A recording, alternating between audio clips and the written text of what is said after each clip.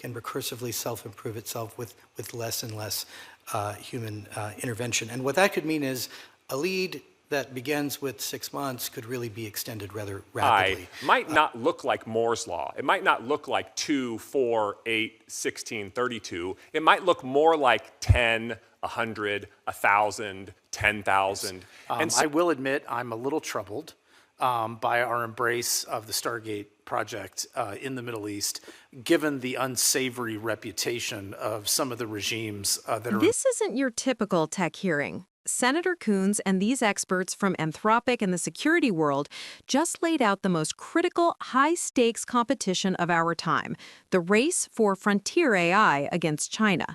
They aren't worried about incremental progress. They're terrified that a 6-month lead could become a permanent, uncatchable advantage because AI can now improve itself. And as AI progress shifts from doubling to 10,000-fold growth, the question isn't if a breakthrough will happen, but who will get there first and what values will be coded into it. With respect to recursion, what that refers to is that frontier labs are increasingly using our AI to improve our AI systems. This is not speculative. We see that today. Anthropic today is now hiring engineers who are, in some sense, more managers than they would have been a few years ago because they are managers of AI agents. And so this is already a reality, and we expect to see even more of that. And what that could mean, and the timelines I want to say are not clear. It could take a bit longer, but in the next year or two, we could see efforts to really kind of close the loop where the AI can recursively self-improve itself with less and less human intervention. And what that could mean is a lead that begins with 6 months could really be extended rather rapidly. And so it's absolutely essential that we stay at the frontier for that reason. That concept of recursive self-improvement is the game changer. It means the race isn't a straight line, it's a ramp that gets steeper every day. Essentially, the AI takes over its own development, creating a positive feedback loop for the leader. The fear is a runaway effect. If China gets that loop closed first, we might never catch up in raw military and scientific capability. It's the ultimate high-stakes, winner-take-all scenario.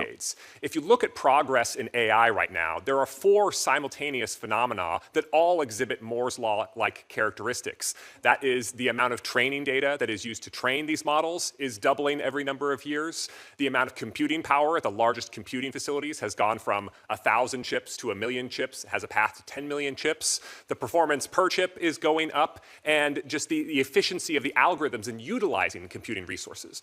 And so what that means is that progress in AI might not look like Moore's law. It might not look like 2, 4, 8, 16, 32. It might look more like 10, 100, 1,000, 10,000. And so we might be very far away from transformative AI capabilities in terms of performance. Perhaps you've used ChatGPT or some other system and said, this is impressive, but is this really earth-shattering? But the point is, even if we are far away in terms of performance from something that might be earth-shattering, we might not be that far away in terms of years. And that is because we have these multiple simultaneous exponential growth phenomenon, so that AI 5 years from now might not be 5 times better, it might be 5,000 or 5 million times better. And that is a capability that America needs to have first. This is the part that should terrify policymakers. When he says progress might look like 10, 100, 10,000, he's saying the biggest risk is the speed of arrival, not just the power. You can't plan for a 5-fold increase and then be hit with a 5 million-fold leap in power. It highlights the vast uncertainty and the need for immediate, decisive action. The witness is essentially warning the Senate that the breakthrough won't be a smooth, slow climb. It will be a sudden, disruptive jump. And as we sign deals, or the Trump administration has signed deals with Saudi Arabia and other countries in the Gulf, could you just talk us through briefly what kinds of guardrails and security measures we ought to have in place? In my answers earlier to Senator Schatz's question about values, I will admit I'm a little troubled by our embrace of the Stargate project in the Middle East, given the unsavory reputation of some of the regimes that are involved there.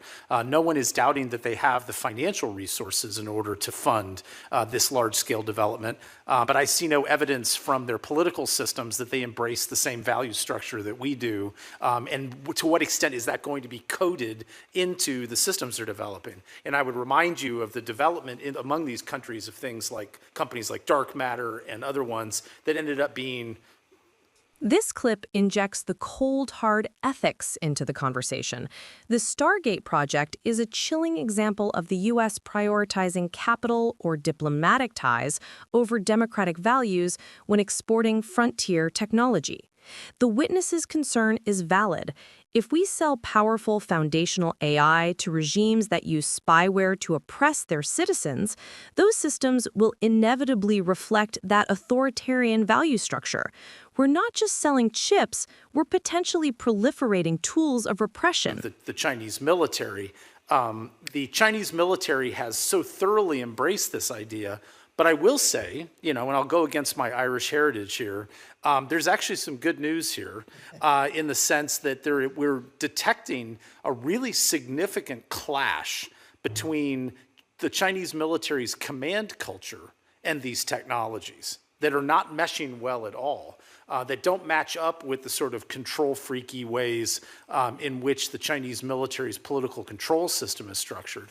And so there are ways of exploiting those seams in China's military implementation of AI by taking advantage of those pathologies of their military command culture and seeing them as real roadblocks to them fully implementing the technology. But at a fundamental level, there is a fundamental difference between our two military cultures. In the Chinese military, for instance, if you cut a system like this off from the brain, it results in paralysis. Whereas in our military culture, if you get cut off from higher echelon, you're like, woohoo, right? Because now you're going to take commander's intent and you're going to take the full acme of military skill and training and you're going to go John Wayne some stuff, right? And, so it's just a fundamental difference between our two militaries. Thank you. Thank you all for your testimony. This hearing lays bare the true dilemma of the AI race. It's not just a technological challenge, it's a values challenge. We have two clear and present dangers. First, the technological existential risk, that recursive self-improvement and exponential growth mean the winner of the race could achieve an uncatchable, world-changing lead overnight. The second danger is the ethical and geopolitical risk. Dr. Mulvin offered a fascinating contrast. The Chinese military's rigid, control-freak command culture is clashing with the flexible nature of AI, leading to seams we might exploit. Contrast that with the U.S. military culture, the John Wayne style, where if you get cut off, you use your skill and training to improvise and take the initiative. That trust in decentralized human command might be the key differentiator that makes our AI better, more resilient, and more ethical. But that advantage is lost if we don't hold the line on who we empower.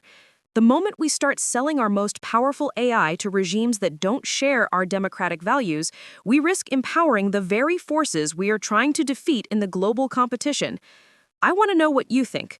Should the U.S. prioritize being first in the AI race at all costs, even if it means partnering with non-democratic regimes?